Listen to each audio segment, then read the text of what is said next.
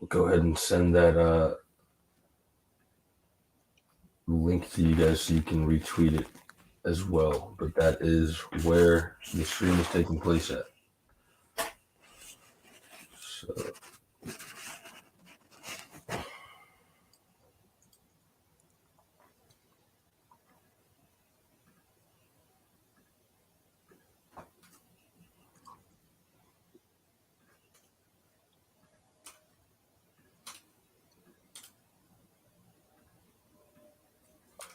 and I'm tweeting it from my end as well.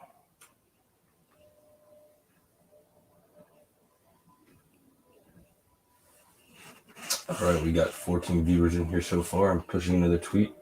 Let's go ahead and roll the intro.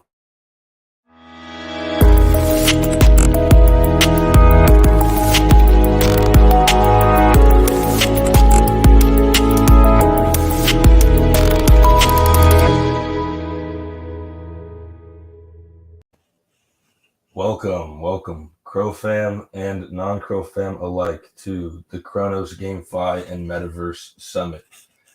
Today, we are joined by some of the hottest upcoming and projects and some that already exist. So, yeah, you guys know me. I'm Sergio, Director of Operations at Cronos News, but enough of me. Let's go ahead and let the people here introduce themselves as well. I guess we can start with Marbleverse. Go ahead. Hello, guys. Good evening, good day, wherever in the world you are. We are Marbleverse. I'm Axiquant from Marbleverse. I'm the business manager and the community manager of the project. Happy to be here and glad to see all of you guys here as well. It will be hype tonight. Awesome. Crow Boys are up next. Go ahead and introduce yourself. Howdy. So, hey guys, I'm the Mateusz. I'm Crow Boys founder, and as well, we are very glad to be here with all these great names, great projects, and I hope we will be able to tell as much as possible about our great project today. Great. We have the Cronosverse, Kit from DG Pals. Go ahead. Hi guys, I'm Kit from DigiPal, one of the co-founders. I'm happy to be here. Thanks for having me.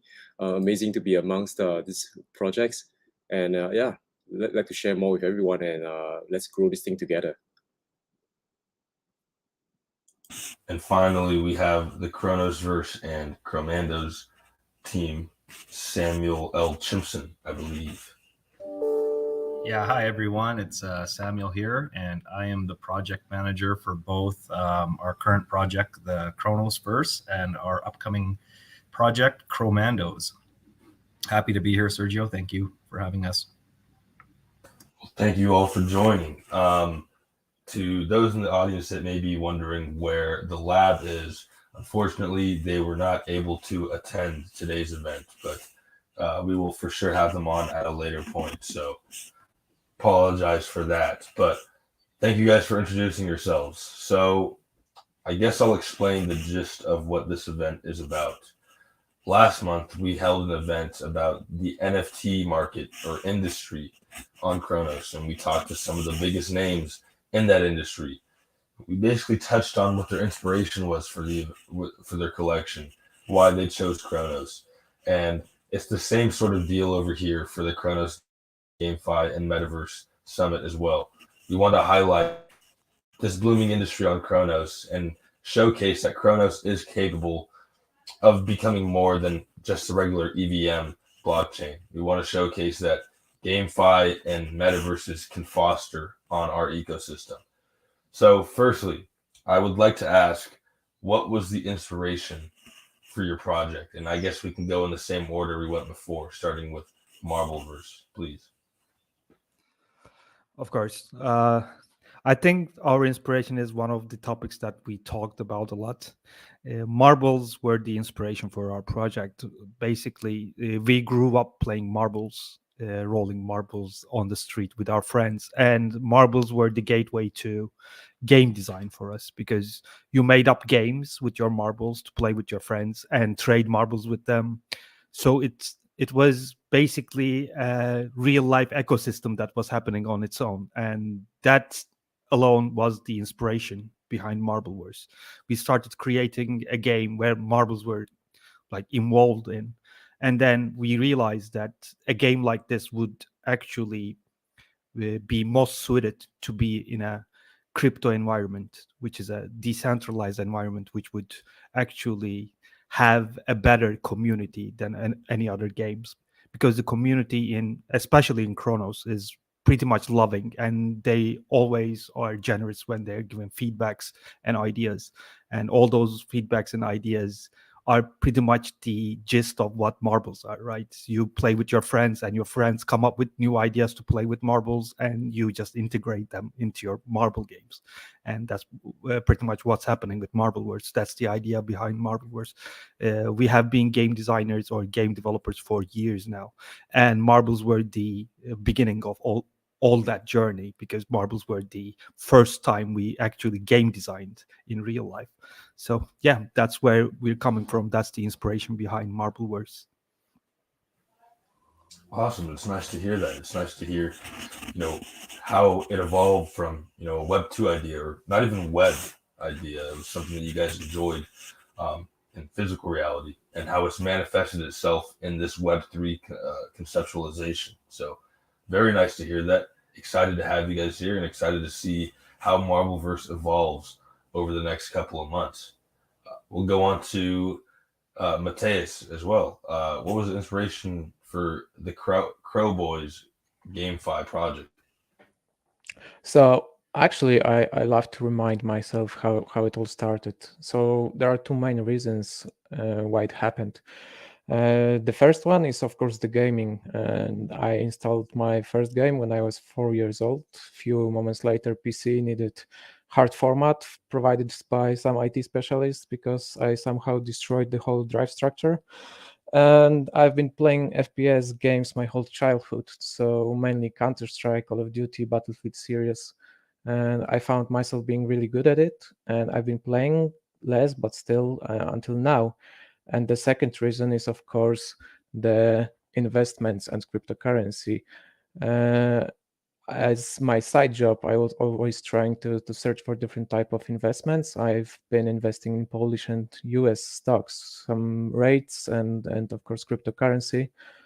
And I've been learning cryptocurrencies for over 5 years, since 2017. I've been reading how to do the technical analysis, how the world's economy works, how the financial world is working, different correlations, and looking for fundamentals in the company's financial quarterly reports, etc. And I just love developing myself in that area more and more. And I was trying to help people review many crypto projects, racks, or risk possibilities. And I was just mad how many projects are failing or rugging their investors and communities. So combining these two, the economics and gamings led me to one thing, the GameFi. And I've been thinking about the project I could create. There was a project about planet colonization, metaverse in space, but the cosmos, the universe, because of the chain, is everywhere now. So I tried to find a niche. Many people may think that the game actually comes from the Red Dead Redemption series, but actually no, it came from Desperados 3. Because while playing the last year, I realized how few projects are doing something in Western theme, while crypto is a financial Wild West itself, and Western is loved in so many countries. Companies are afraid of great AAA games like Red Dead Redemption and don't want to step into the Wild West theme, but I think it's just it should be. So this is how it all started, and we're trying to improve the ideas, and we've came up with more and more things, and we just love the idea now so much that we just can't wait to play this. Yeah, as someone who used to play a lot of those Steam games, first thing that I noticed from your game, something that I um, likened it to, was a free-to-play game on Steam called Fistful of Frags. I'm not sure if you ever tried that out, but the art direction just reminds me of that when I was younger. So I'm excited to see how a Western themed FPS uh, operates on Cronos, and I'm excited to play it as well. We also have Daniel from the Crow Boys team in here now as well. If you want to go ahead and introduce yourself, and then we'll move on to Kit from DG Pals. But yes, Kit, go ahead and tell me what the inspiration for DG Pals was. Hi everyone. So yeah, our team, we have been in the games industry for quite a number of years. So collectively, we have multiple companies set up, right? We do mobile games, we do PC games, we do physical tabletop games. We have esports teams, we have esports platforms. Gosu Gamer is one of them. We also have an incubation program in Singapore that we set up to help startups, right? To help game studios, in fact, to really get going with the games industry. Like, most of the time people fail their first games. So I think all in all, right, when we chanced upon the Web3 opportunity, we saw that Web3 provides a different kind of value proposition for gamers, right? And the thing is, whatever that was in the market, we were not quite convinced, these are all entertainment products, like really game products. They are more like a gamified mining, and some of them might be fun. Most of them are actually just some things that they make you do, right, to actually get some tokens and coins or NFTs. So combining that whole concept of making games, right, and also looking at this Web3 value proposition, we really wanted to create a platform, right, because DigiPal is not just one game. We are going to have multiple games, and we have an ecosystem that will be built to help onboard game makers to create even more games. And the idea behind DigiPal is really to create an interoperable NFT that can function independently across different game genres. So that's why when we actually try to prove it in the first year, we will be launching 4 games, right? Each of them are different genres, and based on the metadata inside the NFT, they will have different functions, they will have different purposes, and we just want to show developers how that can be achieved. And in that way, together with the incubation program that we run with Cronos, we will try to get even more game makers to really create content for the Web3 platform. Awesome, great to hear. We've talked before, and you know that our team is fairly excited about the DG Pals project. So we're looking forward to see how you guys evolve into the future. Yeah, we're evolving together with Cronos. Yeah. Yes, of course. Yeah. And then the Chronosverse and Chromandos. Please explain, or provide an answer to what was your inspiration for choosing or for building your project. For sure. I mean, well, our team, we're all gamers. So we've either been playing games since we were little kids, like myself and one of our business partners. A couple of our artists were all in our late 30s. And so we've been playing since Mario 1. Or other members of our team have been developing games themselves as either hobbyists or professionals. We have a number of members who've contributed to our project that have been working in various aspects of the gaming industry, either in 2D or 3D art specifically. So down to the core of our team, we're just extremely passionate about gaming and metaverse. And as one of the founders of our projects, I believe heavily in decentralization, where people can own their own assets and what they're investing into the game, that they get to take those 3D assets with them. So inspiration for the Chronosverse really came from spending a lot of time on the computer these last couple of years, spending a lot of time specifically on Web3 during COVID, and seeing firsthand the opportunity out there and what's happened on other blockchains and metaverse projects such as the Sandbox or Decentraland and other projects. Really made us think about an opportunity here on Cronos to bring that type of metaverse experience or aspect to the entire Cronos community.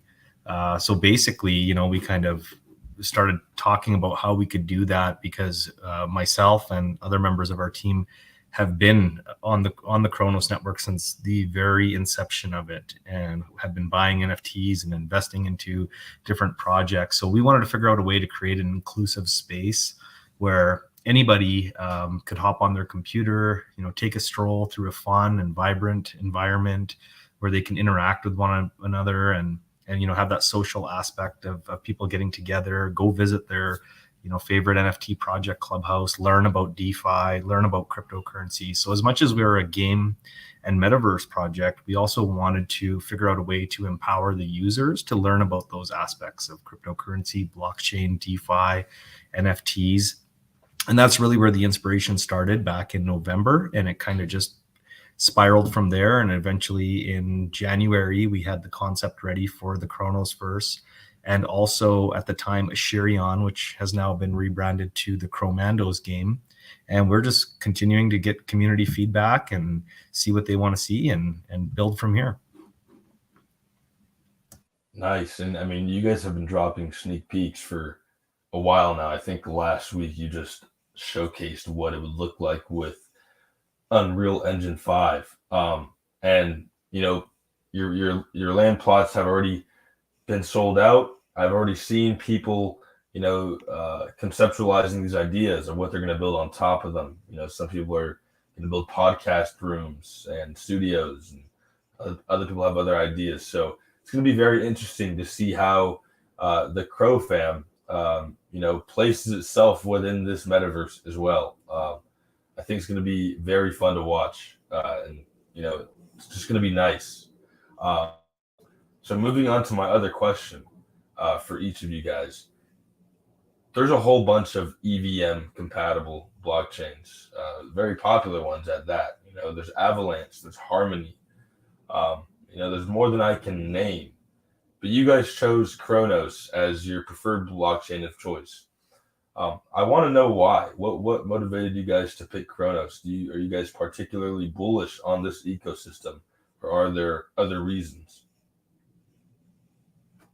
You can start, Marbleverse.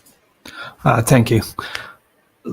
So when we started building Marbleverse, we were not sure which ecosystem to choose at first, because we were new to all this idea of decentralized systems, and the most important part of Marbleverse is the community. So we had to choose a community where the project itself can flourish and just become what it is. So we have had a lot of people coming to us and just trying to get us to their own ecosystems. And at the time, we had advisors who were just trying to help us out about choosing the systems, etc. And we realized Cronos network itself, the ecosystem here, and the Crow fan, so to speak, is the best place to be for a game in the caliber of Marbleverse, because the feedback from here, the love from here, and the community from here is just awesome. They have been just helping us out with everything that's happening. So Cronos Network was our first choice because of the community here. The financial aspect was not something that we were just considering. The first and foremost structure of Marbleverse is being a game. So we needed an environment where the game can grow instead of like the financial aspects of things. So that's why we chose Cronos, and Cronos has endless potential to grow. It is fairly new when you just take into consideration other networks, and it being new and people just seeing the potential here just gives it a lot of allure for gamify game systems to be in this network. So we just realized that the potential was huge, the community was great, and Marbleverse was just right in its place when it was in the Cronos network. So that's pretty much why we chose Cronos. And of course, just to add to that, the security aspect of Cronos is much better than most other networks. So that was another consideration for us as well. Security is extremely important, as you know. So that was another point of, advantage from the Cronos side. Awesome. Mateus, Crow is in your name. Was that intentional? Was that idea beforehand, or did you guys come into this knowing you were going to build on Cronos? Yeah, so I won't lie saying that we weren't on Cronos chain since the beginning. I've been since the first days of Cronos chain being in its stages, and we all here definitely have similar reasons why we chose this one, because it's EVM integration, it's low fees. For me, also the very important thing is being open source code. People might always see what's inside, might give the feedback, and it's open for improvements from the environment. So it's the security is on maybe on very high level, as just Marbleverse said. The other thing is, and I again I agree with my previous speaker, the community behind the chain and a great people in the Crow fam. This is something I haven't seen in my cryptocurrencies career from 5 years probably, and it's really motivating and showing how it really should look like. The next thing would be becoming the crypto.com, becoming the biggest player in mass adoption, and bringing more and more people outside the blockchain world to the blockchain technology. And CTC having marketing out of this world, they're doing their best to provide this new and future technology to everyone. So I think this is the best chain we could choose. And not so long ago, it was just announced that the integration of Cronos chain with ChainSafe SDK has appeared. So we are even more happy now because we chose the Unity engine for our game, and it will help us very, very much. Awesome. Well, yeah, I think we've known each other since day one, and it's been exciting to see the growth of your community since then, and also all the sneak peeks you guys have been dropping. And I think you made the right choice picking Cronos to build on. Let's go now to Kit from DG Pals. This is actually an interesting one. You guys migrated over to here. If you want to explain that and explain your reasoning as well. Yeah, I think the Marbleverse and Crow Boys have already covered like the technical advantages, right? So I'm gonna speak a little bit differently because first I'm not really the super technical guy, right? That can really try to explain or give people the value proposition of what Cronos Chain can provide for the game makers. But at least I can tell you from the human interaction point of view, it is a miles and miles difference, right, from what our experiences were with BSC.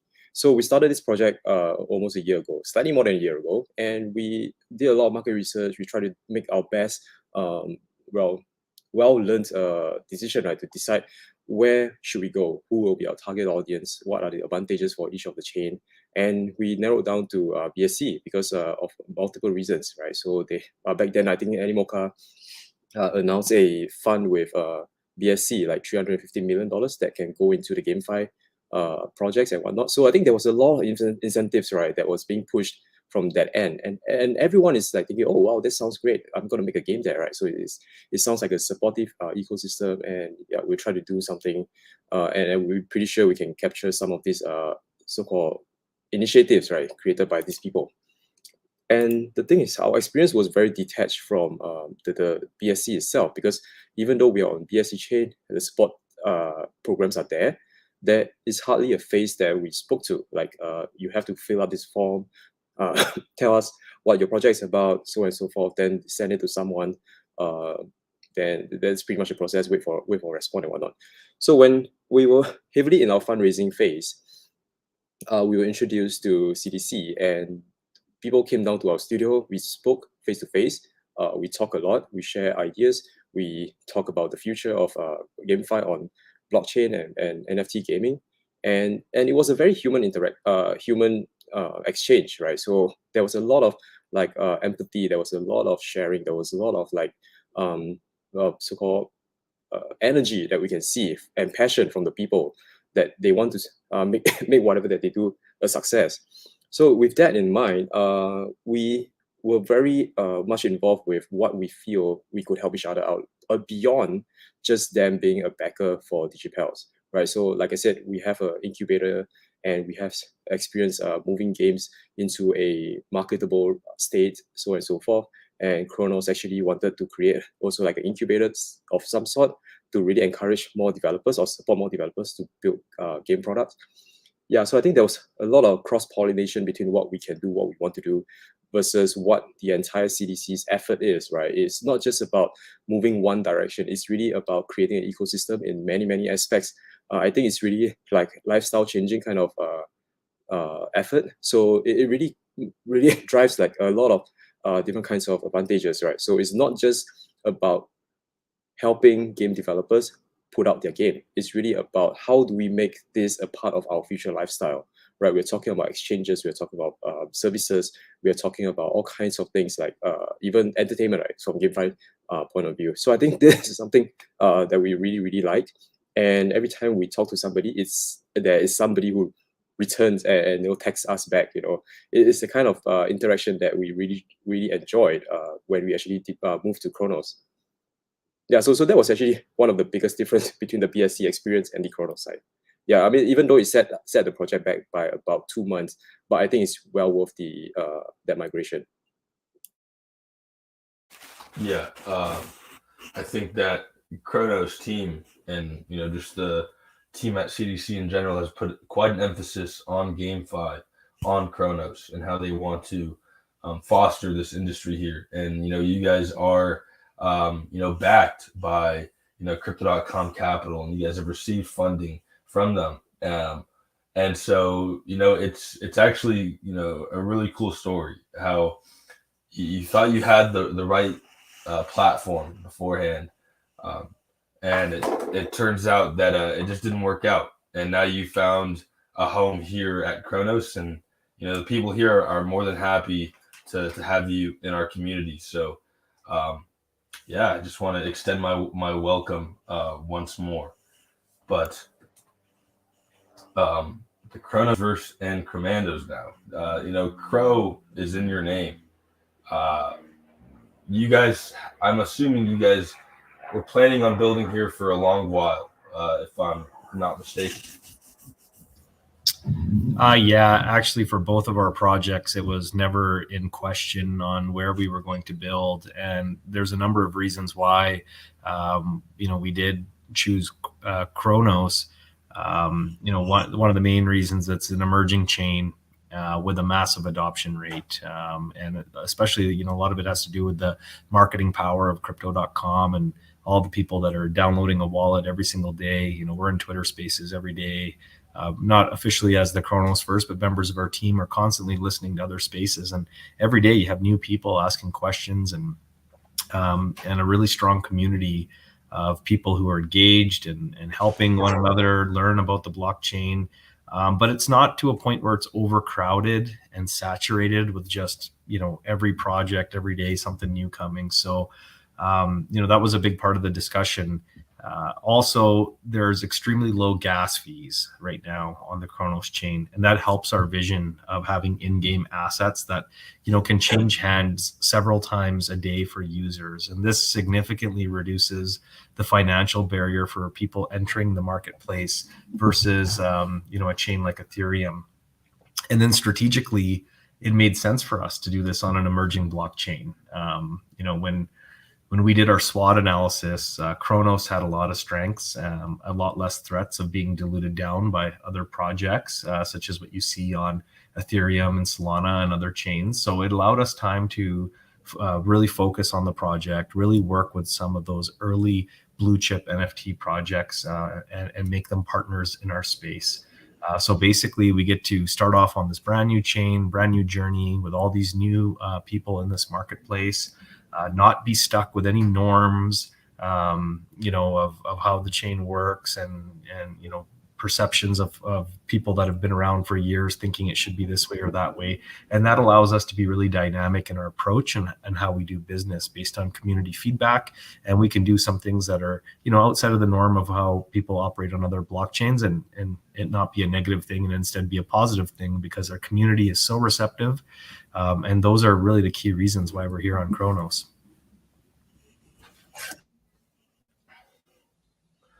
Yeah, I mean, going back to what you said about having partners and, including these in-game assets, it's actually pretty cool to see. You're running around the Chronosverse as a CRX alien NFT or a Cronos chimp, like my avatar here. I think that it's really a space that allows the full identity of Cronos and the Crow fam to be expressed and and explored. So very cool ideas from each of you guys, and I'm happy to have you building on Cronos, building for the Crow fam. I think that each of you will find great success catering to the audience over here on our network. But moving on to the next question, we're going to dive a little bit deeper now. And this is sort of a question I have to do on the entire GameFi and metaverse industry. So it seems as if new GameFi platforms and metaverses are popping up all over the crypto landscape right now. What are some problems with the current state of this industry that you see, and how are you working to ensure long-term success? Well, I think we can actually write around a 2,000-page essay about this topic, right? It's the question to be answered about the GameFi. But basically, just to point out some problems about the GameFi industry is that most people coming into the crypto environment to make games are making it for the financial reasons instead of making games. That's a huge problem about GameFi, because it's just destroying the view of the user about the GameFi. They see them as like fast financial gain products where they just get the NFTs and then just sell them out, never play the game, because the games are not actually games. That's a huge problem right now. It's just destroying the view of the users. But other than that, I think just not to go over all the problems, but to just point out one big problem that we have been seeing is the I don't know how to put it, but the vicious cycle that's in the system. By vicious cycle, I mean most GameFi projects just finance themselves with the financial gains they get from their users, and then just try to give it back to the users in the play to earn concept, which is a vicious cycle on its own. So if you're not adding any gains to the environment, you are not actually play to earn, because at that time you're just trying to give back what you have gained, but you have development fees, you have other service fees that you have to cut from those gains, and what's basically happening is you're getting like 100% of financial gain from the users, then just giving back 80% or something like that, which creates the vicious cycle of play to earn. So that's a huge problem for GameFi, and there needs to be ways to actually break that cycle so the games can flourish and get better and better as they build up. And that is the key to sustainability as a game, because as a game studio, we have seen a lot of problems like these in other platforms as well, like mobile platforms or PC platforms or consoles, where the game just tries to give back what they get right away instead of just growing the games by doing other stuff. So to answer the question of the long-term success, we have been building the game around a way that we can actually include more people in the game universe itself, where they would just bring more and more gains to the players. So this is how it works. We chose marbles as well just because it's extremely influencer friendly. People love watching the marble races. We realized that most people actually find them soothing to watch and find them very hype to watch. So that's pretty much a gain for us, because if we can reach the influencers, that means we can reach more sponsors, we can reach more people to actually invest in our project, which would grow the reward pool, so to speak, that we can give back to the community. That's how we're going to be ensuring the long-term success of this project. To give some examples, we have racetracks, and racetracks will have places where sponsors can showcase themselves, and those will the gains from those sponsorships will be redirected to the reward pools, which will grow the reward pool bigger than it actually started from. So that is, those kind of moves are the moves that we're making to break this vicious cycle of just getting from the players and trying to give it back to players. So the players should be, if we're calling ourselves play to earn, it should be play to earn, because we don't want to disappoint any of the users with the gains they're getting from the game, because they're just spending time and spending money to be in this environment, in this ecosystem. So they should see the gains that's coming from the GameFi aspect of all things. And I think most of us just started creating games in crypto environment just to break that cycle of like playing games for hours but not getting anything back. So this has been a problem for GameFi projects all around, all ecosystems, etc. And I think this should be the way to break it. For example, we will be having racetracks that are just we will be selling the name rights of some racetracks to some big companies, and just redirecting that gain from there to the reward pool as well. We have to keep growing the reward pool so players can find themselves earning more than they have been investing in. I think that is one of the biggest problems of GameFi, and I think that will be our way to ensure the long-term success of our project. Awesome. I'm going to go ahead and bring the question to Mateus now. What's your answer? So, what are the problems of the GameFi platforms?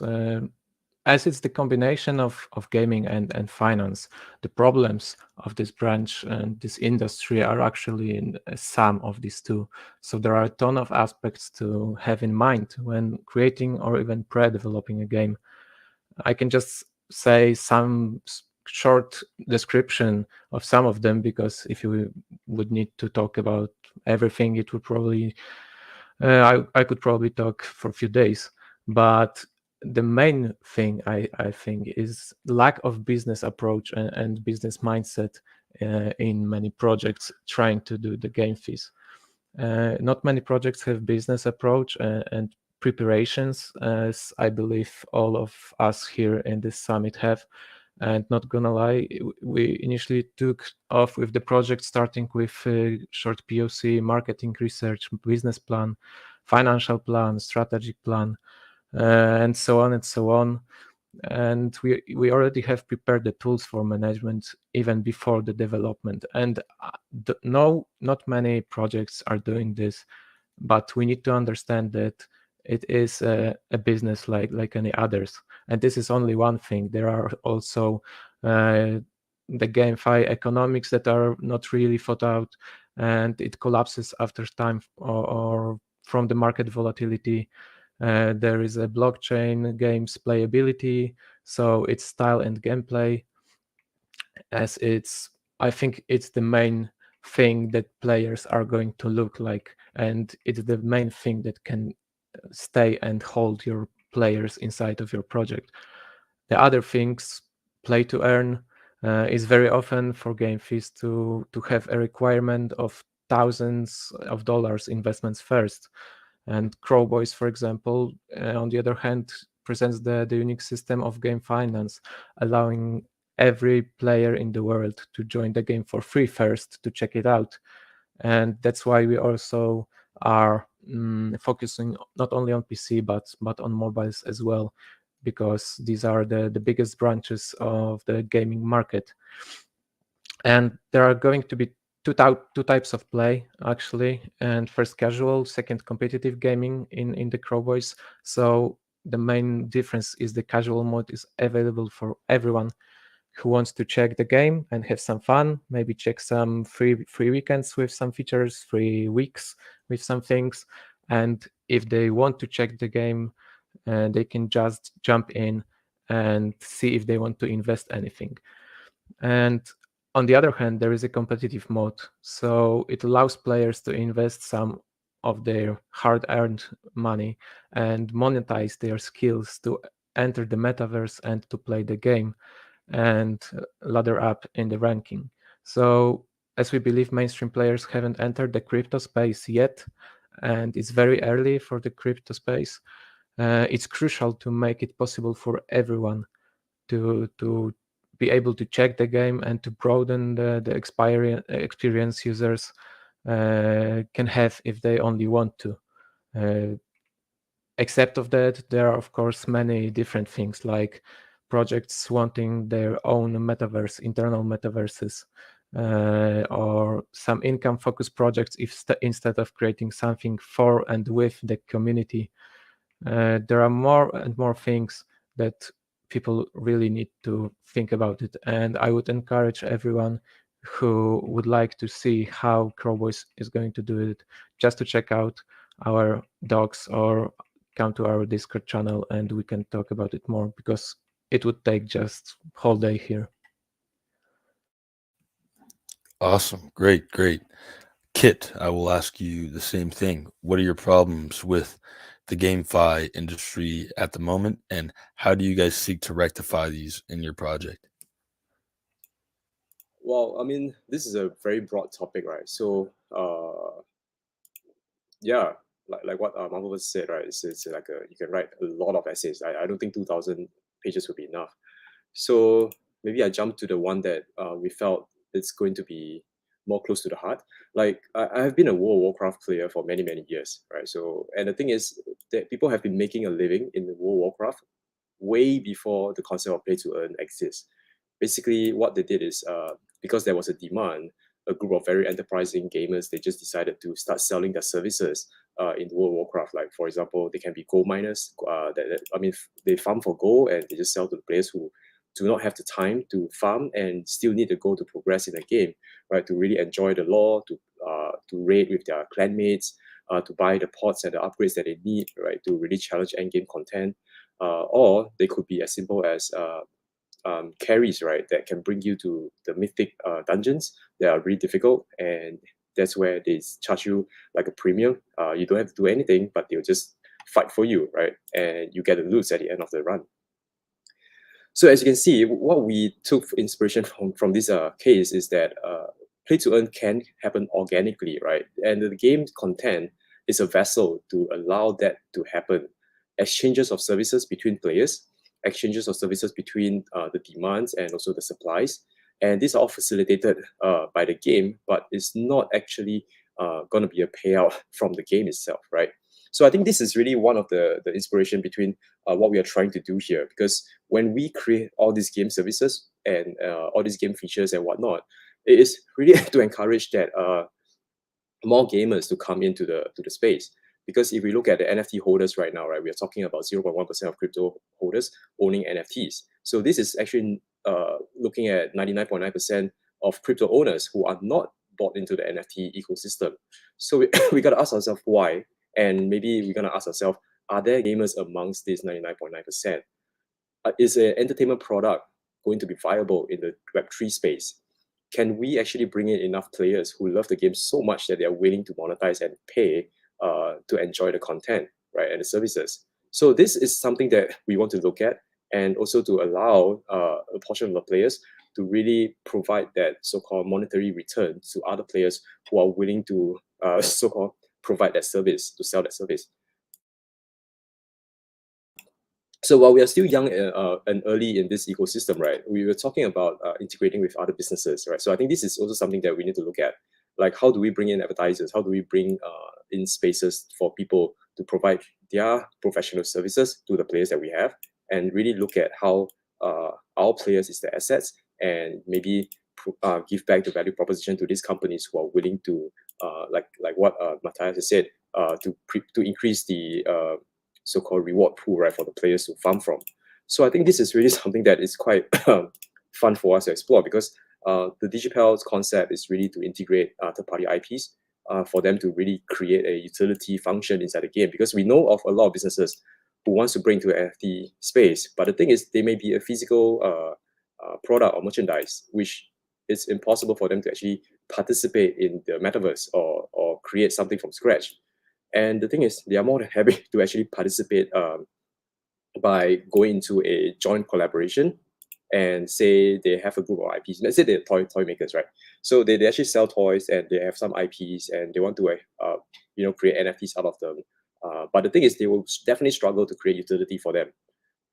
What kind of NFT can I make, and what kind of things can the user or the holders benefit, right, by actually procuring this NFT? So this is where the games comes in, right? It will actually open the gates to all kinds of so-called utility for these NFTs to exist. At the same time, it creates a presence in the metaverse for whichever platforms that it buys into. So that particular part, you can start to see different kinds of value proposition being flushed into that particular ecosystem, that particular metaverse, and the presence will be there for the brand. The people will be like looking at this particular item, maybe get some news, get some updates, maybe get some first tips to product launches and whatnot. So I think this is really something that needs to be encouraged. And if, let's say, a game is going to be a closed experience, then you're going to be losing out on what this whole Web3 experience is all about, right? So I think, again, when we look at the product itself, it has to be fun. It definitely has to allow players to buy in from different angles, whether you're here to farm the yields, or whether you're here for an entertainment product, or you're here because your friends got you in, right? So I think, again, we are going back to this whole community concept, right? And yeah, most people who are still holding on to their World of Warcraft subscription right now is because maybe their clanmates are still around, right? So I think this is really something that can never be overlooked. The community itself is actually the beating heart of a lot of game franchise and also a lot of game companies. The fan base that they have built up over the years with solid product is never going to go away. They're going to support the company, right? So even if, let's say, the game is mediocre or is not on par with what they have released before, the support is still going to be there, and people will still play it, and that actually gives the developer a fighting chance, right, to actually continue making more content and also creating or improving what they are currently pushing out. So I think these are really a lot of different angles that we can look at. And as a game developer for so many years, and always, aiming for startups, looking to help startups, I think we need to look at how we view games on Web3 and how actually the kind of monetization and business model, right, is actually vastly different from the other platforms, like in mobile space or in a PC or console space. Yeah, excuse me, I'm having a bad throat right now. Yeah, so I think when we look at the entire GameFi space, right? Yes, that particular perception of play to earn. In fact, a lot of games, or rather the more mature ones, are not going by the play to earn concept, right? I mean, even XC is like announcing play to own concept. So we all know that play to earn might not be as sustainable, and at the same time, you are actually potentially attracting the wrong crowd. To actually, might not do your game or your company justice, because if, let's say, everyone is here to play to earn, then you'll just be struggling to getting new players and new players and new players just to feed the people who are exiting your platform. So that is something that we do not want to get ourselves into, and we want to really encourage all kinds of players to exist in our ecosystem, and also start, having that opportunity to exchange services, so that we can actually fulfill that play to earn, while at the same time complete every other agenda that the community might want. Awesome. I will go ahead and ask a question to the Chronosverse as well, and Chromandos. Problems and solutions. Yeah, well, we're going to echo a lot of the things that our counterparts here on Marbleverse and Crowboys and DG Pals have already talked about. I think first and foremost, we see a lot of saturation in the marketplace. We see a lot of new games and metaverse concepts where the game content has not been released and is solely based on the funding received from their NFT buyers. So we see that on a lot of projects on a lot of different blockchains. And in our opinion, a lot of those projects really have no in-house capabilities of ever delivering a game, if their project never sells out. So, we're cautious about projects that promise gamification. What we did a little bit differently was we worked on our projects for several months. I mean, Cronos Verse was in 6 months, right, of development, and then 4 months of marketing before we ever raised $1. And all of that marketing was done with our own content, created in-house with our own game developers, our own art assets. We owned all the intellectual property within the game to make sure that people really understood that we have the capabilities for that. And then with the Chromandos, I think Ashirion we announced even before that, before we rebranded it to Chromandos, and our lead developer has been working on that game for several years. I think we estimated it as more than 4,000 hours of game development has gone into Chromandos.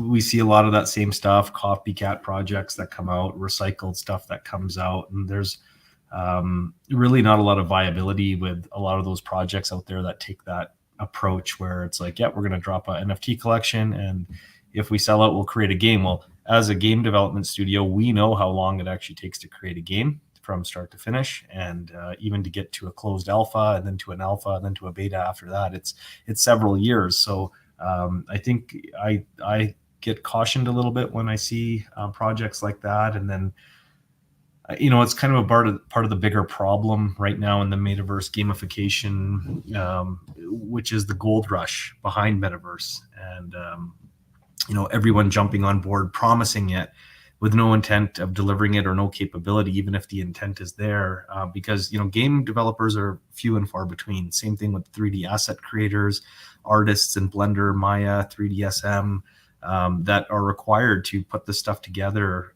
They're few and far between. So I think investors should be cautious when they're jumping in, expecting 10,000% returns overnight. Really know what you're investing into, keep your expectations realistic. And, another issue is the hardware requirements for what some of the people are promising in terms of gamification. What we do to work on that is we're constantly working on optimizing our code, our 3D assets, low poly assets, trying to recreate our file sizes over and over again with and without textures, so that we can get those hardware specifications down to a reasonable level where anybody with a modern PC or Mac, with a DirectX capable video card, even if that's an onboard video card, can participate in our metaverse. And the third kind of the major thing is, as our project, we've tried to really be viable and realistic with how things are going to proceed from here. So first and foremost, we set our mint prices with a real world budget behind that mint, and with the sole focus on operating our in real life business. So for those of you guys that are following us since the beginning, who are following us on Twitter or on our Discord, they would have seen that on Monday this week, we actually opened our in real life game studio. Our core team that was all working from home, working together for 6 months while working day jobs, were finally able to get together, very shortly after mint, secure a lease on a building, obtain the computer hardware, get our game studio up and running. And, that's what we're doing a little bit different than a lot of the fluff projects out there. And again, I just can't stress enough, always be cautious when you're investing into a gamification or metaverse project. Just make sure that the team, has something to back up what they're promising to deliver.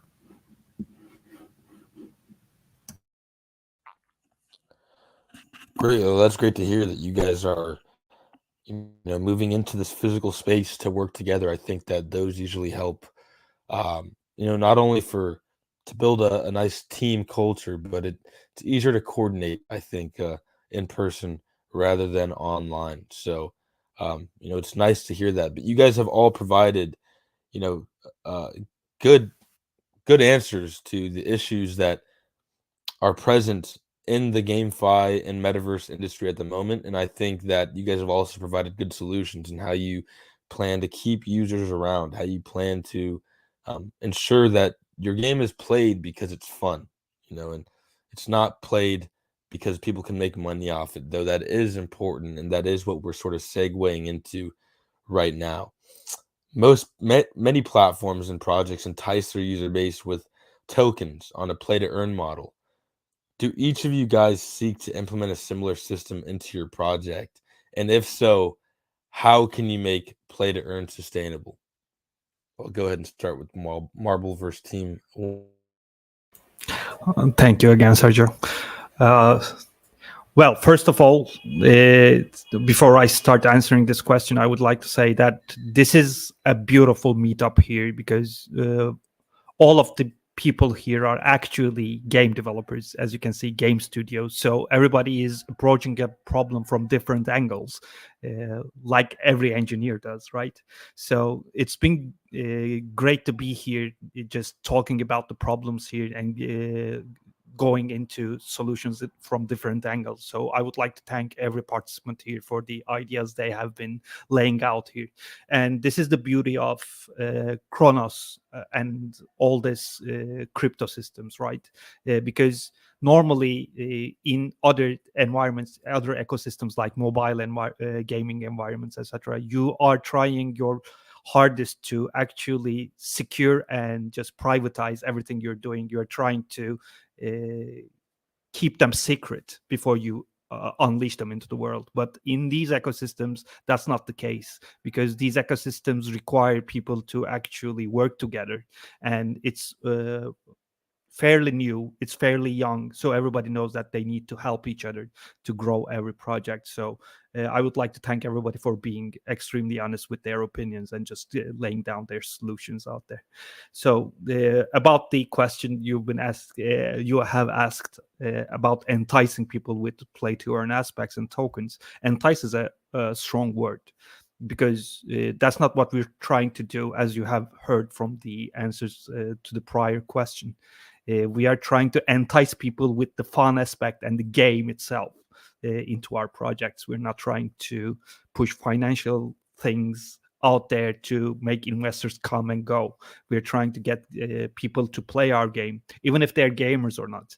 Like, getting into our games should be easy, and everybody should be here to have fun with their community and their friends, and just having fun should be rewarded as well. That's what this ecosystem actually enables. This ecosystem enables a play to earn model where, because it's decentralized, it can be easily managed and easily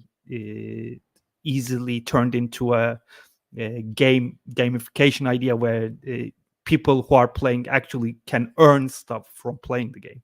So of course we have plans to keep our tokens or play to earn aspects as viable as possible, but the word entice there is a little bit strong, because we're not trying to entice people with the play to earn aspect.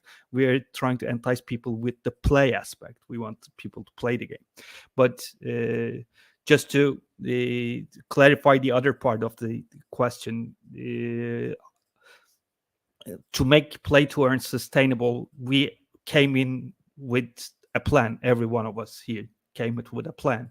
So we did our IDO, and after the IDO was successfully completed, we locked 90% of our IDO gatherings, like approximately 400,000 CRO, into a liquidity pool.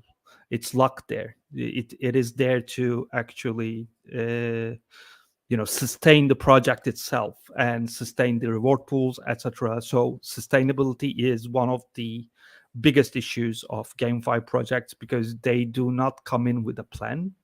They just like our counterpart just said, they're getting in because of the gold rush, so to speak, and they're trying to make a fast income from the hype that's around the gamification and crypto universes and metaverse, etc.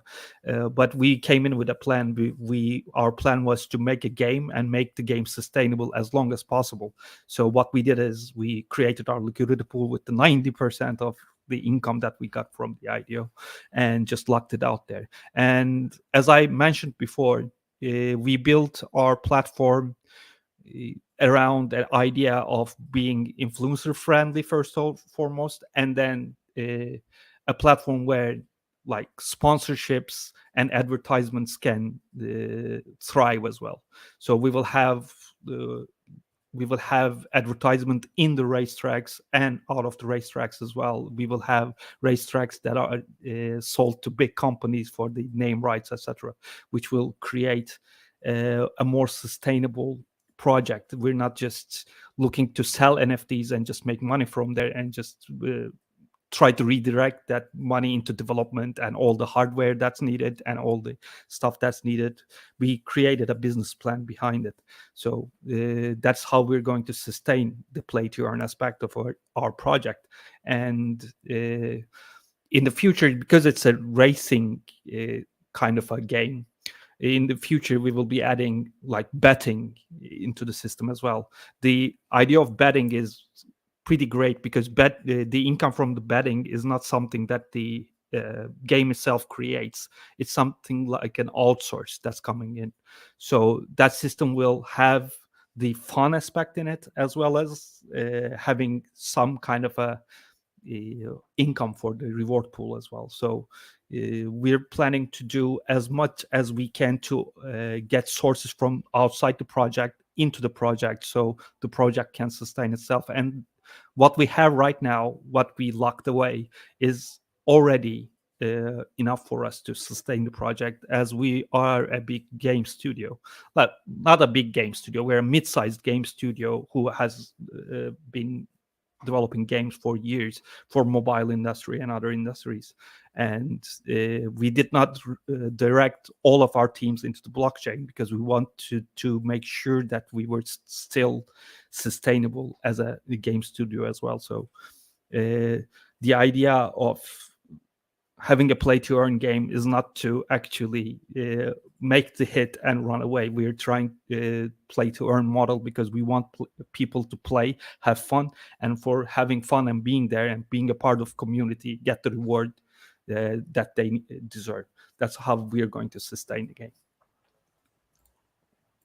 Awesome.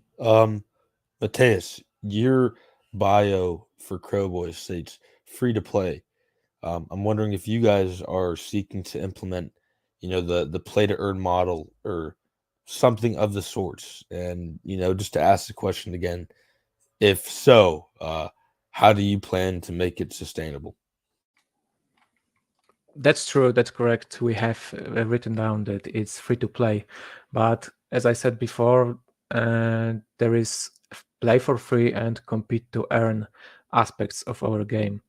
And as I said already, the GameFi problems, the one of them is wrong play to earn implementation. And I can only summarize that once more, how we are doing that in Crowboys Online.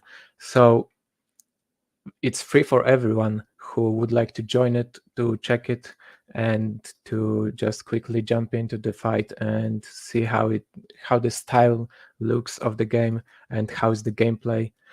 But we need to remember that it's the GameFi, so it should be earnable for all who want to invest in the project. And I actually love how Cronos Verse said it's a metaverse gold rush now. And I love it even more because of how Gold Rush is close to the Western theme. We are creating Metaverse Wild West, open for expanding, and I think it's also very important nowadays. And hopefully this GameFi Summit can be a spark of something more, and we could create something huge together with the other guys here to make Cronos chain the best GameFi chain compared to all the others. But coming back to the question, there are going to be 2 tokens in the blockchain contracts in the game. So it's called the multi-token system, The tokens are going to be Wild and West. One is the governance token. The holders of that will be treated as the stakeholders of the companies nowadays. And the second one, the West, is the in-game transactions only. The multi-token system reduces the impact of the secondary market on the game, increases the stability of the economic system in the game too, and realizes self-adjustment through some resource integration and how we can operate with the currencies. So the world token is going to be used across the whole Crowboys external ecosystem, and it will be possible to mint all Crowboys NFTs for it, of course, after launching and minting on our website. As we are a very early stage, and for now we are partnering with Abyssus Bay. This token is also going to be the token listed on DEXs as well, hopefully on KEXs later on, and fully available for the cryptocurrency investors from different exchanges.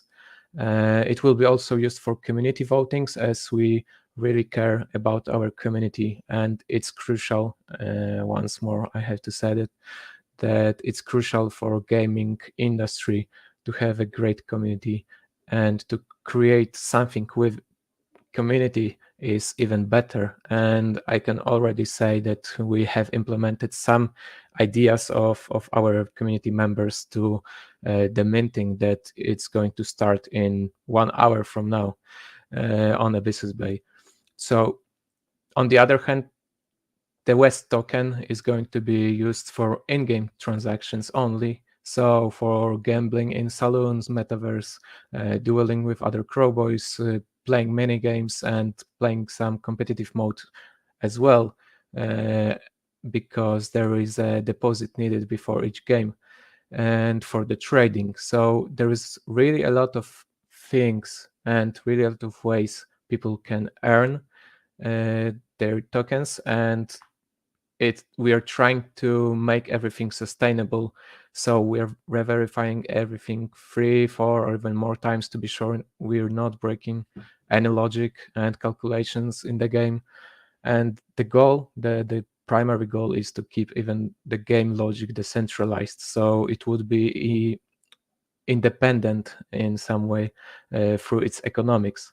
So there are many aspects in our ecosystem to keep our investors and players entertained, and that they can earn in a lot of ways. For example, with their weapons NFTs, with avatars, with stakeable properties, having some percent of the transactions, and actually varying which transactions they actually are, depending on what property it's going to be. Is it going to be a gun store, having the percent of the gun transactions, or gold mine, or jailhouse? It's up to the investors where actually they think they're needed, and there is going to be many possibilities to earn. And we are focusing on creating a big and great community because it's what the online game needs, and we are already planning a lot of events where people can earn even more in our game. Events like bank heists, which are more described in our docs. So it won't be only in the game where they can earn some money, but also in our metaverse.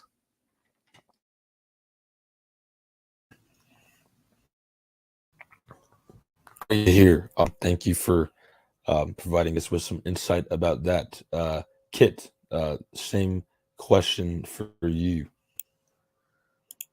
Yeah, so I think it's almost like a requirement, right, for any GameFi project right now, that you kind of have to need a play-to-earn model inside your game. While we actually do embrace that particular aspect of NFT gaming, we also want to bring the different kind of values or different kind of opportunity rather into the NFT space. Because let me just share some numbers with you guys. Is that just last month, right, in the US Google market alone, the games made about $196 million in revenue, right? Just 1 month in just the US Google market. I'm not including like Apple and whatnot, and also the rest of the world. And amongst the $196 million revenue from the games, 58.8 million, which is 30% cut, were actually going to Google, right, for being the platform that's servicing the game. And on top of that, we are not counting the budget that was consumed excuse me, from the developers' point of view to actually go and do their marketing, user acquisition, and whatnot. And that actually do adds up, right? So I think the revenue for the game makers is actually not that much. And the thing is, the beauty about Web3 and play-to-earn game is that we are not printing money from nowhere, right? So we basically rerouted the operations of a game back to the players, because we incentivize them to bring in new user, which is what user acquisition marketing dollar is for, right? And the thing is, when players monetize, instead of paying the platform, the money could have been given in exchange to the players who are providing the service instead inside the game. So I think that kind of exchange needs to happen, right? In order for your play-to-earn economy to be sustainable, you can't just be paying out, because end of the day, you will become like what most games that are poorly managed will become, like a Ponzi scheme, right? So I think these are really some of the words that were thrown around, and it's also one of the last kind of description that you want people to be describing your project as. And the thing is, a lot of games, they need to mature to a point whereby they can have all this feature in, and it's really all about managing the production well, such that you can ease the kind of transitional effect from the different player base that you have right now to a more balanced out one. So I think this is where our effort is coming in from, right? It is to create that kind of competition, social bonding, the engagement, the monetization design. They have to make sense in the game so that players can have the opportunity to monetize inside. And at the same time, this is also going to increase your runway to create, to mature your game product, right? So that it becomes the engine that it needs to be, rather than it being in this infancy stage where it can only afford to pay people out, because that's one of the most so-called basic MVP feature that you must have and is expected of you. And yeah, I think end of the day, it's really about the team's ability to have a roadmap, right, that can create the equilibrium within their ecosystem using the features that they have, and also having a sound business model that can attract the players who are willing to monetize. And how can you reroute some of this monetization that back to the players under the play to earn expectations and demands. So I think end of the day, it's a massive undertaking, right, to really balance this out. And the thing is, no game project has cracked this solution yet, and the thing is, we are all in this together, right? Because again, I really enjoy the fact that we are all game makers here. We want to create game content on this platform, right? We don't want to be like one of those games that we launch, sell the tokens, 3 months later, we have to move on to the next project because it's not sustainable, right?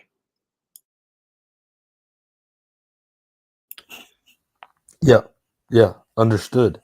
And Cronos verse and Commandos, Samuel. Yeah, same question. Are you guys going to implement this play to earn model? So much like what we've heard from our counterparts here, not in the traditional way of play to earn. No, neither Cronos verse or Commandos has that anywhere in our roadmap or in our initial plans to simply incentivize people just to log into the game. We do have, an incentive, financial incentive for players in both of our games, but just not in that play to earn aspect as most people would perceive it to be. So we have our own token, which will be the native token of the Cronos verse, set to IDO on Crodex. We haven't announced a date at this time, but we're working very closely with Crodex to get that hopefully in late May or sometime in early June. And it's more so for our upcoming marketplace of 3D assets, where users can trade assets for our native token. So basically how that would work is Unreal Engine just released to us earlier this week the API key for the Web3 plugin. So now in our game, we can actually scan a wallet right in Unreal Engine to validate if a user has a token in their wallet. That's basically the core function that we code our game logic to, so that we can confirm this user owns this land tile, and then basically open up that land tile for them to build on. But it's not limited to only that. It allows us to, for example, Marbleverse has a facility in our metaverse. We could hypothetically, not saying this is what we're going to do, but we could hypothetically code the entry doors to the Marbleverse building where you can only enter if you have a Marbleverse NFT.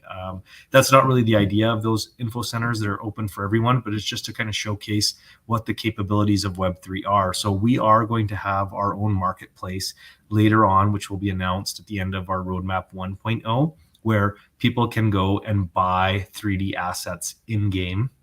Or for in-game use. So if they buy, let's say, a car or a pet or a certain type of furniture, when they're in-game, it'll be able to recognize that they actually own that asset and use that asset in-game. So those assets would be then bought and sold in our native token. So when we do launch our IDO, which we will be raising our funds in Crow, the majority of that Crow raised is just going to go back, much like Marbleverse, and be locked into LPs so that we can ensure the viability of our token and the viability of our project. And then also use that token to incentivize content creators within the game to create their own 3D assets or contribute 3D assets to our team so that they can be sold on our secondary marketplace. And so, therefore, there is a way to earn revenue in game with our token by being one of those content creators. You can also earn revenue in our game by selling your assets from your lands. We've showcased several times that people can market their NFTs and various digital assets through linking a URL on their lands. So you can list your NFTs that you have. You can grant access to your property, and we are working with some parties right now about holding NFTs in escrow, so you can actually rent out your lands, rent out your apartment, and rent out different digital assets as a long term. So in essence, yes, there is a way to earn our token in game, or even sell your NFTs, a display from any blockchain, and use it as a marketplace for NFTs, digital assets, and IRL assets. Like if you wanted to create a in real life merch store from your property, you can click that URL and it'll load up your marketplace website. So very much the same way in Cromandos, where we're not going to go with that traditional play to earn model where you're just logged in. There will be an aspect of digital assets you can buy and sell within the marketplace. But really what we want to have is badass gameplay, right? For both. For Cromandos and Cronos first. The incentive should be to be in the game, not for the currency that you get for playing the game.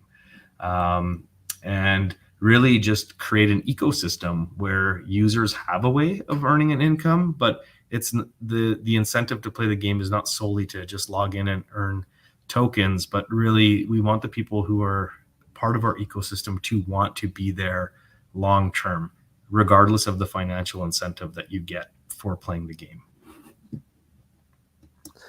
Yeah, so essentially letting the users of the platform decide whether to create those external assets or not. And your Chronosverse basically acts as the internet, and all these other networks can be built on top of it, correct? In a way. Yeah, in a way, right? So like landowners basically are the backbone of the game, and the Crowvillians NFT, which is coming likely next month, are the users in addition to the landowners. So yeah, landowners can use their land to create a marketplace. I mean, the number one feedback that we get from people is they want to be able to display the digital assets that they own. So they want to be able to build, they want to be able to hang their NFTs on the wall, they want to import their 3D avatar. And so we're working with project partners to try and figure out how we can bring in 3D assets like we've showcased with the Crixillian NFT. We've done our own chimp, which was created by our team. We have some 3D assets that resemble the Crowbots, and we also have some stuff that resembles the Crow skulls, even though they're not genuine, unique Crowbot 3D assets. We just kind of put that in there to showcase what it could look like in there. But yeah, our lands are very much designed for the users to be in charge on how they want to create or incentivize people to come to those properties. And if they want to use it as a marketplace, they can, and they can be in charge of their own destiny that way. Great. Moving on to the next one. I'm not sure if this will be the last one because I understand some of you are pressed on time, but nevertheless, most people who utilize your platforms or projects will be users or investors, whereas you guys are the builders, you guys are the teams behind these projects. What lessons have you learned since growing your project on Cronos as a founder, as a team member? What things have you guys learned? Well, the journey itself was extremely teaching. We've learned a lot of stuff, but the biggest thing we've learned, and we already knew this coming into the project, but it's a little bit more important in Cronos, at least in this ecosystem. It's being transparent. You have to be transparent with your users, with your investors. You have to be transparent about what you're doing and what you're trying to do. You have to be honest. You shouldn't be like building hype where you shouldn't be building. You shouldn't just promise things you're not going to achieve, and you have to know that people behind these NFTs and behind these things are just people. They're human, and they need to trust you, and that trust should be built behind transparency. That's the first thing that we've learned. And the second thing we've learned is as a game development studio in the mobile ecosystem, we never had the chance to be this in touch with the community we built behind our games, because the ecosystem itself did not allow that to happen. And we've learned that communication lines are extremely important in projects in these ecosystems. With getting in touch with the community, we learned a lot about how to proceed with our game and what they actually want in the game and what they want to see and how they want to play the game. And that actually gave us new routes to explore in the game design we were just building. So being in touch with our community was a huge deal. So that transparency led to a good open communication line, and it was key to our project getting better and better every day. And it actually drew us to work day and night to come over all the difficulties that we faced. And another thing that we've learned is that if you're building a project behind an NFT or that's like behind tokens, cryptocurrencies, the use case is the most important thing. So you have to have the right use case for the things that you're trying to sell, so to speak. So the use case is one of the most important things that a project has to have in it. So you're not just selling collectibles as a GameFi project. So use case has to be clear. It has to be conveyed to the community clearly, and they have to understand what they are going to be doing with the stuff that you're just putting out there. And last but not least is something that we've seen. We have we have been seeing a lot of issues about security, and we have realized very early in our project that security is one of the most important aspects of a project like this. You have to have security. Security is extremely important. You have to secure everything that you're doing. It has to have great security behind it, like the audits and all that stuff that you're building. And you have to clearly put out there that you're working a lot behind that, behind the idea that everything has to be secure in the project. So you're putting extra time into the security of things that's happening, because people are actually giving your project real financial things that they might be using somewhere else. That so you have to tell them and just build the trust by just having the security behind there. So these are the most important things that we learned while we were building this project. And I think we were extremely lucky that we actually anticipated these points and started building on them. But just when you get into things and when you get in touch with the community this close, you learn a lot of things from them and just build a lot of details around all those ideas. So as I said before, and I will keep saying the same thing again, the community and the communication lines are the most important part of all of these things. Yeah, I mean, you touched a little bit on, the community and how it was so welcoming, in addition to security.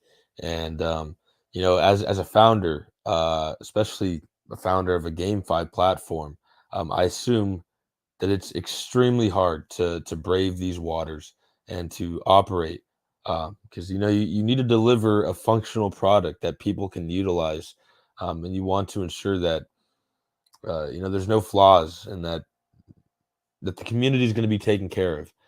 So you're managing a lot, but ultimately, I'm happy to hear that you guys have, sort of learned how to navigate this, as well as, learning some other lessons as well.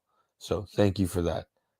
Mateus, what lessons have you learned, since, growing your community and building your project for Kronos? So there are a few lessons because we learn every day something new. I would say that there are few biggest ones we've encountered and had some lessons of them. So the first one I would say it's going upstream with your own values and assumptions may be a very good choice, and developing carefully, preparing the infrastructure, the roadmap, in the meantime learning from others' launches and mistakes. We try to do everything slowly and verify everything 2 or 3 or even more times, and try to over deliver rather than over promise, because the disappointments may hurt even more. So we have to be resistant to individuals wanting everything now and here, and we just need to move on our paths that we chose. We actually also learned that transparency is very important, as Marbleverse said. It's important to achieve people's trust, but it can be hard too, because a lot of information from the project, if you want to be totally transparent with what you're doing and what your plans are, it may sometimes be too much information for investors and provide to some misunderstandings and disinformation, especially in the early stage, as we are now, and it forces us to adjust and do a proper timing. The great thing we learned recently actually is more business type thing. So it's how much a good financial plan and how much is important. As we're creating our project with a crowdfunding philosophy, I would say we've actually pegged our seed funding and the minting price to the dollar. And the reason for that was exactly the situation that just happened a few days ago and CRO dropping down. Thanks to that, we were prepared, and we are prepared for what's coming next in upcoming months when we reach our stretch goals. Except of these things, we are constantly learning something new. We've learned how great it is to create a game with community, asking them about more and more ideas for the game, because sometimes there might be something really simple and really great that no one from the team could see, and it may be just a great addition to the product. And we are just in the beginning of the wild ride, so probably there will be more and more lessons for us, and it's the world is teaching us every day something. And the great thing about this kind of meetings like now is to see the different points of views of different projects, because we all may encounter different problems. That's why I'm very thankful for being here, being able to listen all of that, and because we can learn from that too.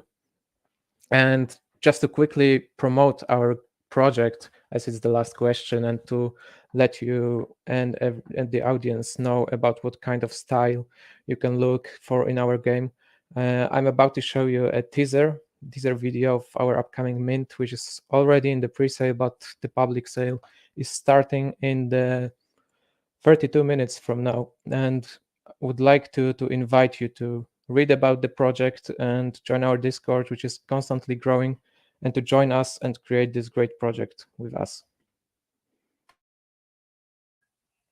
Awesome. Yes, I know that you guys are just beginning your journey, and by journey I mean deployment on Cronos. But it's always great to hear that when a founder learns something from building such an ambitious project. I think that people sort of deify you guys as the creators, and you guys do hold important roles, but you guys are ultimately human. You guys ultimately learn lessons, and it's nice to hear the lessons you guys have learned.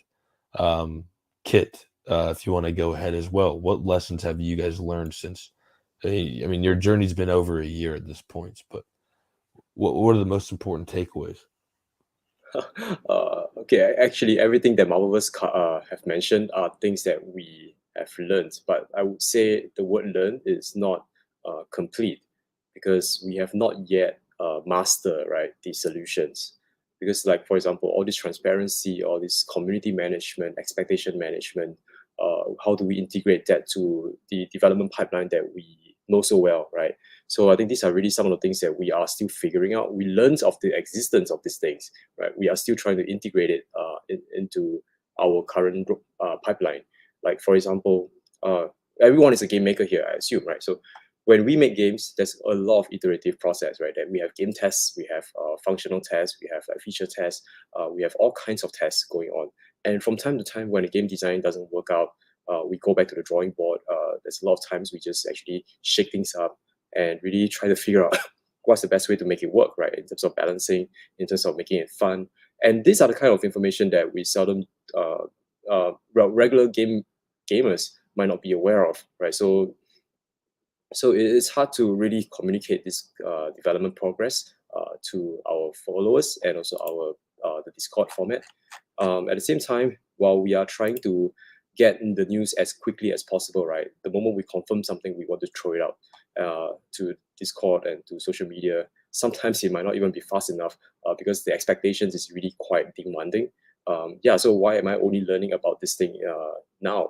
I should have announced maybe 1 month ago so I can make preparation. But the thing is, I only know of this information like today, so I shared it the moment I knew about it. So I think these are really some of the things that we are still figuring out, and I have not come across any major security lessons that we have currently had.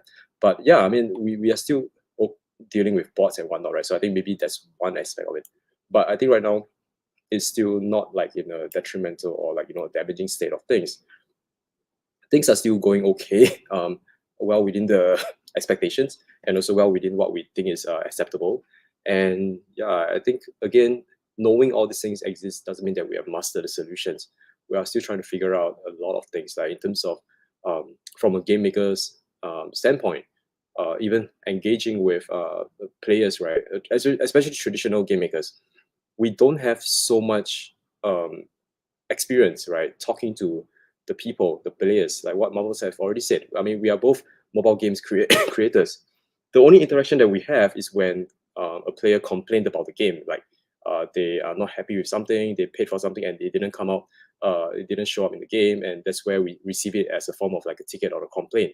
That's the only kind of interaction that you get, right? We don't really have like things like, hey, I want to see this feature. Hey, why don't you guys try this thing? Oh, I saw another game project that did this. I kind of like it, and maybe it's suitable for what you have. So I think these are really some of the kind of interactions that it might be new. And the thing is, it will shake up development for sure, right? Because as much as we want to listen to the game developers, the community, engineers sometimes do not like sudden changes to the things that they have worked so hard on.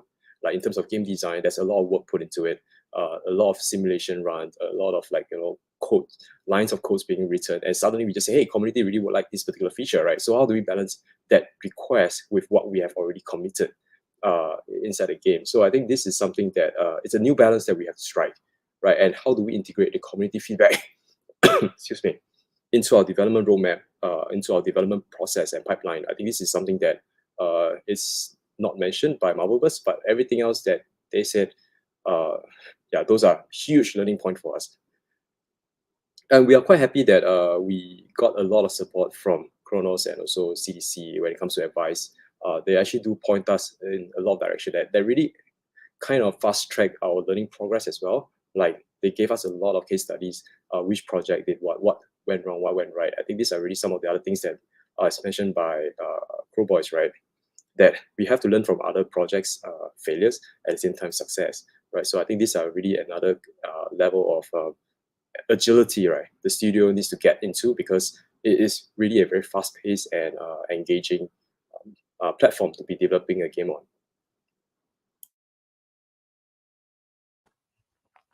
Awesome. Yeah, I think that you guys have really been through the full deal, and I think it would be very, very easy for a project to give up, like a lot of them do, right? Once they faced that adversity or that moment where you guys probably weren't receiving a lot of attention on the BSC side, for you guys to overcome that and still continue to build and never lose faith, at least in what you were building, and seeing how that paid off now. I think that it's actually a really beautiful story, and not only have you guys learned a great lesson from that, but I think anybody listening can learn a valuable lesson from that adversity shouldn't stop you. It should, if you're truly passionate about something, you should continue to pursue it with everything you've got. So thank you for that. Yeah, thank you for saying that. And yeah, Sam, if you want to talk about your journey on both Chronosverse and Commandos, from Ashurion to Commandos, yeah, just what's your journey been like? Well, it's been a lot of fun, and it's as much as it has been fun, there's also been days where it's been extremely stressful. So we're learning through the process. We're learning every day. We've learned a lot already. One of the key things that we've learned is that we have to be patient. There are so many people required, as we've been learning over the past 6 or 7 months, that you have to collaborate with on these types of projects. It takes a lot of different skill sets, and with those different skill sets comes a lot of different point of views on how things should be done. For example, just to name a very, very few people that we work with, weekly or bi-weekly or sometimes daily. We were working with Crodex on our IDO. We work with Abesis Bay as our secondary marketplace partner, where we minted various AMA partners to get communication out and have people host spaces for us, various NFT and DeFi partners, 3D artists, 2D artists, game developers, business people. We have investors. We have a landlord now. We have, on Tuesday, we have our internet service provider coming to put a dedicated LAN into our building. And we're dealing with computer hardware stores to get some more equipment for our animation team. So there's so many different people working, and they're all working on their own schedule. They all have their own priorities, conflicting priorities, time zones, and things don't always move as quickly as we would like to. And so rather than turning that into a stressor for us, we've had to learn to be a little more patient, not be while we want to be ambitious, we still have to be realistic in achieving our roadmap. And so we're trying not to bite off more than we can chew. We've had a lot of people inquire about, collaborations, whitelists, giveaways, partnership. And, as much as we would like to take on more partnerships and do more, and our community is always pushing us to do more, we've realized that, hey, there's going to be hiccups and bumps in the road that you don't expect in the beginning. So you just have to be patient and take things one day at a time, and don't start adding more stuff to your to-do list if you haven't checked off some of the stuff that you've already promised in your roadmap. So that's been a really big takeaway for us as a team. Just working through it one day at a time. We're also learning very quickly that we are, in fact, one community on Cronos. And when one project hurts, the whole ecosystem of the Cronos chain hurts. And so some examples of this that happened recently, because this space just changes so quickly, the backlash to crypto.com on the reward rates for their card, and what that did immediately impacted our revenue stream of royalties. And we pay our people. I mean, there's no need for concern to anyone listening. Like, we are very well funded, and we are funded for at least 1 year of operation, even if we never earned another penny. But, you know, our secondary revenue streams took a hit that day based on, you know, something that we had no control over.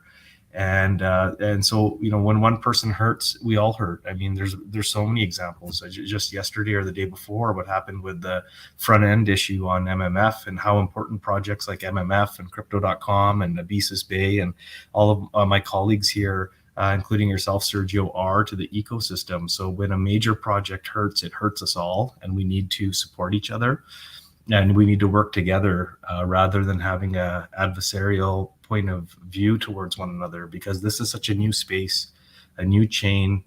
And I think we're better off learning from one another, because we can learn so much from one another, being friends and sharing resources, sharing knowledge, supporting each other. We can all complement each other. And, you know, we've learned we achieve more when we work together than what we can do on our own. And because of a lot of the people who have partnered with us and helped us along the way, we have been able to get more things done than we could have on our own. And, you know, we've also learned how important, like, just like everybody else has said here today, that the transparency aspect is with our users and our investors.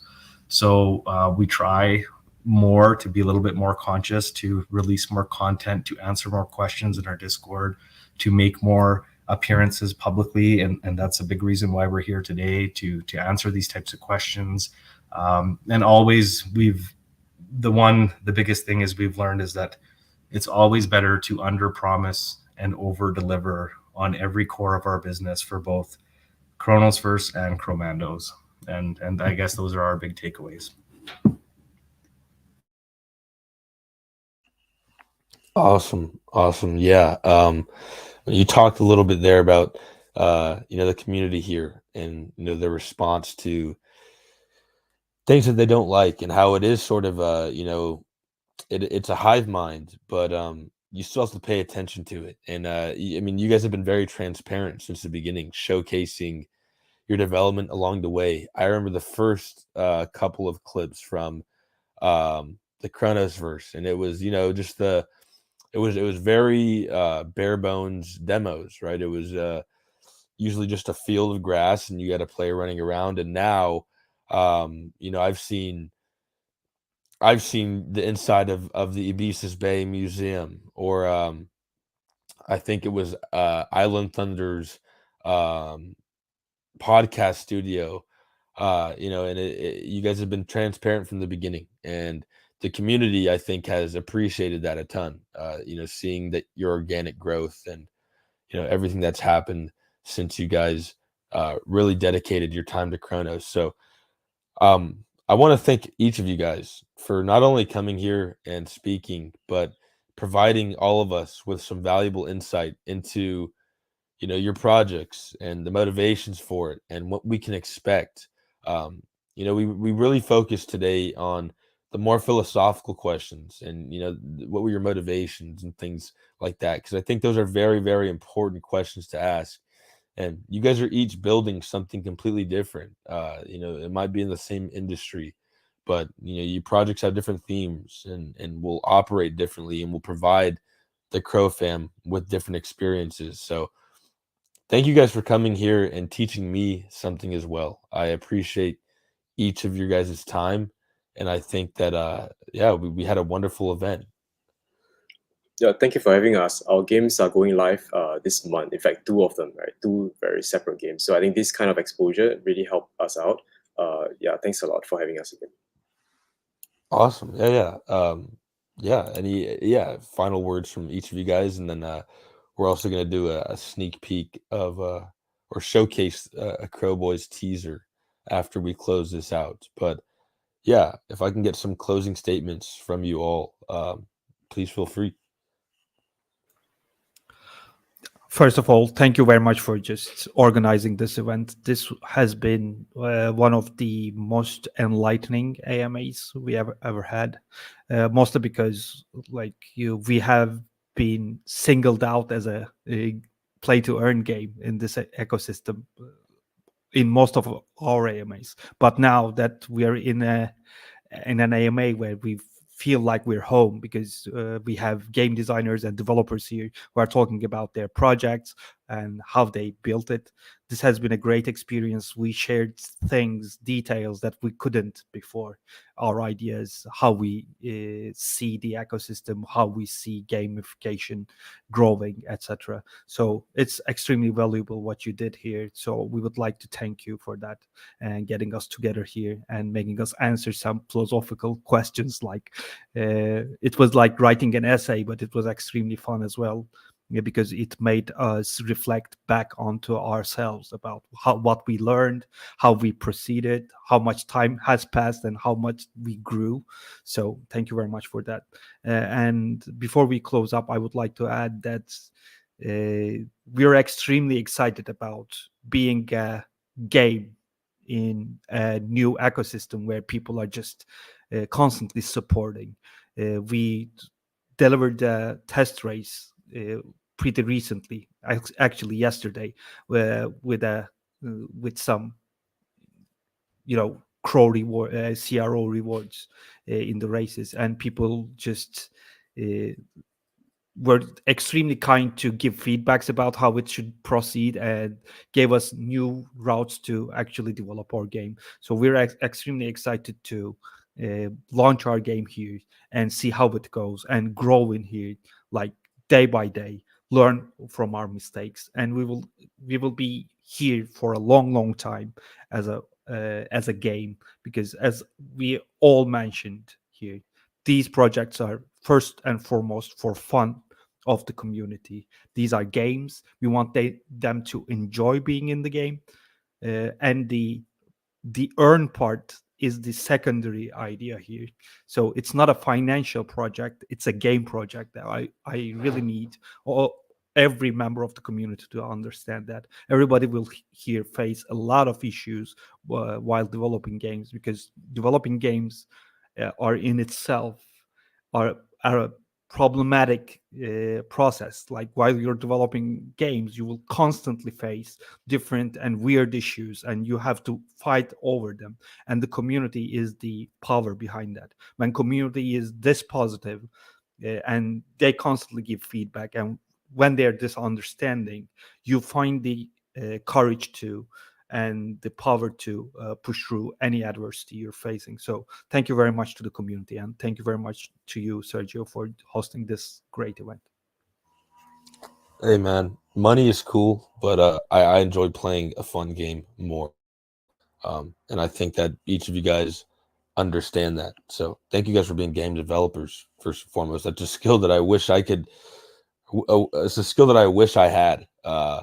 But nevertheless, I am still an enjoyer. So excited to try out each of your platforms.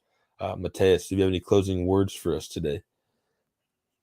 Sure. So, first of all, thank you, Sergio, for hosting us and this whole debate rather than AMA, because we are doing something similar, but we may have different approaches and it starts and solutions how to obey the problems. And it's really great to be here. I hope to see more and more events like that. And I really appreciate inviting us to be with all the great names we can see here.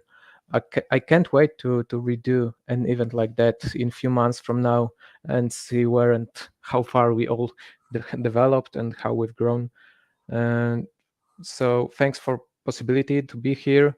And once more, I encourage everyone to check the Crowboys website. It's crowboys.online, to check out our docs, to come reach out to us on our server, on Discord server, to see us docs, and to meet us more and shoot us any questions you'd like to ask.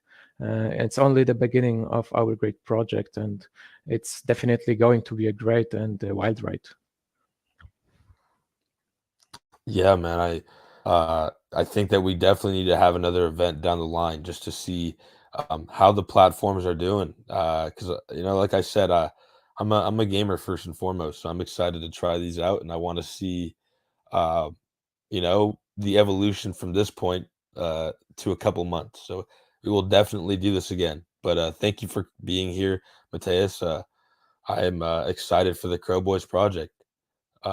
Kit, if you have any final closing words. Yeah, I really enjoyed this session. I have sat in a few so-called round tables, right? But most of the time, round tables do gather different perspective of the same industry, like from the VC, from the players or from the gamers, and also from financial advisors. Yeah, but this one is like all game creators. So I think I really find like it's a breath of fresh air. It's really quite heartening to hear that my struggle is not mine alone, right? So everyone is somewhat facing the same thing, and every word that came out from this sharing session, all of them resonates quite closely with me. Like the struggles, like the balance that we need to strike, the kind of ideas that we have, right, that can make NFT gaming more viable and more sustainable. I think these are really, really good, awesome pointers to exchange. And yeah, I mean, I took a lot of notes, so I think I would like to attend more of this kind of stuff, right? So yeah, look forward to that. Yeah, like I said, these events are this is our second event that we've done a live stream style format, but I really enjoy them. I think that it's not only does it add the visual effect, but it's also I think it's more intriguing. You see people there speaking to one another rather than a Twitter space where it's just you hear this person talk, and then you hear this person talk, and you hear this person talk. I think that I don't know, it's just a different atmosphere with the live stream. But thank you for being here, Kit. I'm looking forward to using my pets on your platform very soon. And yes, Cronos versus Cromandos. Sam, any final words from your end?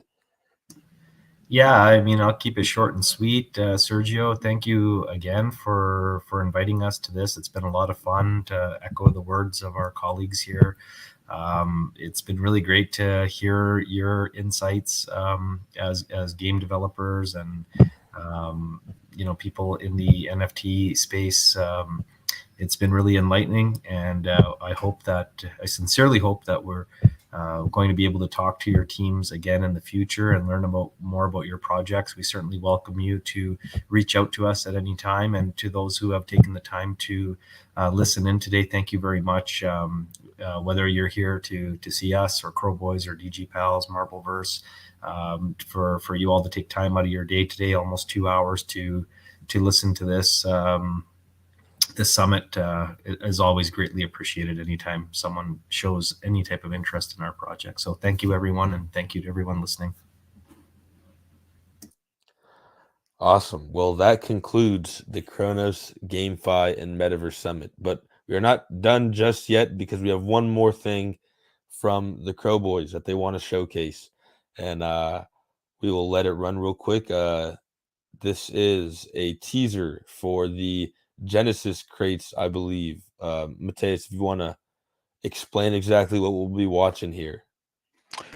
Yeah, so maybe I'll just let you guys watch it first.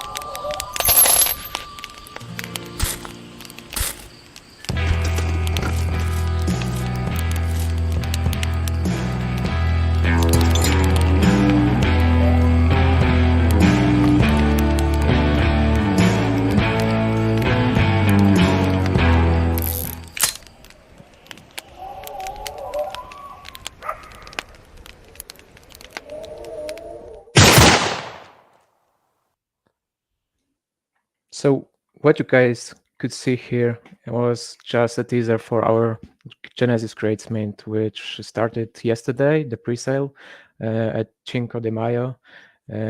day on Abyssus Bay, and today, just in 7 minutes from now, it's starting its public sale. And this sale is our seed funding for our project, and this one is going to have a lot of different benefits. As we could see, there is a good, bad, and ugly rarity.